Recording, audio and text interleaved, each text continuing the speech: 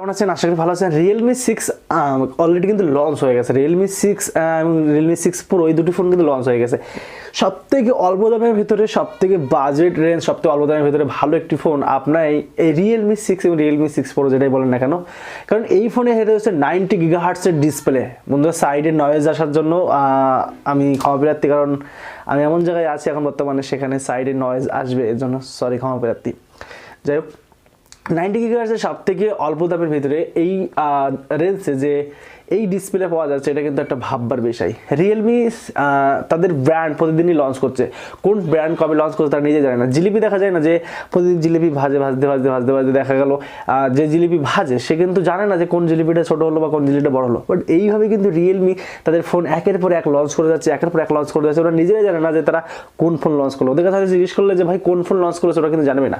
এই Realme 6 Pro এই phone 4GB RAM 64GB internal memory, সেটার দাম 13,000 এবং যেটার দাম আছে 15,000, সেটা হচ্ছে 6GB RAM 182GB internal memory, যেটা 8GB RAM 182GB internal memory, সেটার দাম আছে 16,000।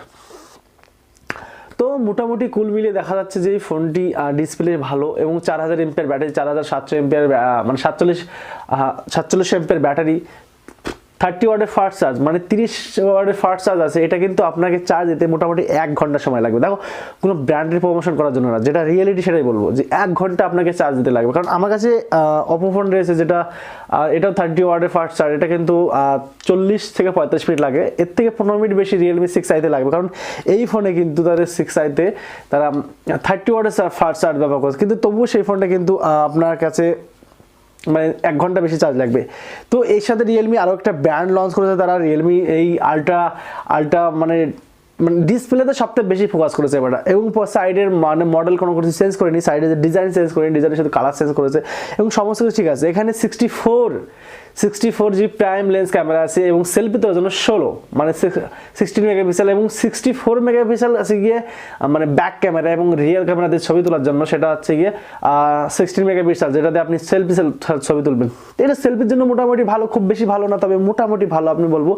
তবে সেলফির জন্য যদি নিতে চাইতে, সেলফির রাজা হচ্ছে অপো ফোন, আপনারা সবাই জানেন। আমি কোনো ব্র্যান্ডে প্রমোশন করছি না, কিন্তু যেটা রিয়েলিটি সেটাই বলছি। এখানে 16 মেগাপিক্সেলের ডিসপ্লে আছে, মানে 6.4 ইঞ্চি ডিসপ্লে আছে, মোটামুটি ভালো display. 6GB RAM 4GB RAM এবং 8GB RAM এবং 64GB internal memory, 128GB internal মেমোরির সাথে পাওয়া যাচ্ছে। তো মোটামুটি দেখা যাচ্ছে যে ফোনটি মোটামুটি ভালোই। তো এই ফোন 12,000 টাকা থেকে যে নেওয়া যায়, আমি বলবো যে এই ফোন যেটা 64GB RAM এবং 4GB RAM, এটার দাম মাত্র 2,000 টাকা বেশি হয়ে গেছে। যদি 10,000 টাকা হতো বা 9,000 টাকা হতো সবথেকে পারফেক্ট হতো।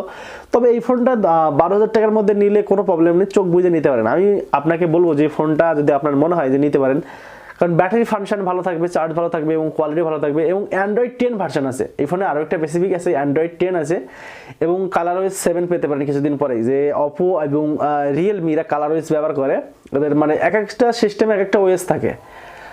যেরকম MIUI হাবার MIUI একই, এই হচ্ছে গিয়ে রিয়েলমি এবং অপোতে কালারওয়েজ এবং ভিভোতে ফান্টাস ওএস। তো কালারওয়েজ 7 পেতে পারেন কিছুদিন পরে, তো চোখ বুঝিয়ে নিতে পারেন। আশা করি আপনাদের ঠকবেন না। ভালো থাকবেন। যদি ভিডিও ভালো লাগে লাইক করবেন, না ভালো লাগলে ডিসলাইক করবেন।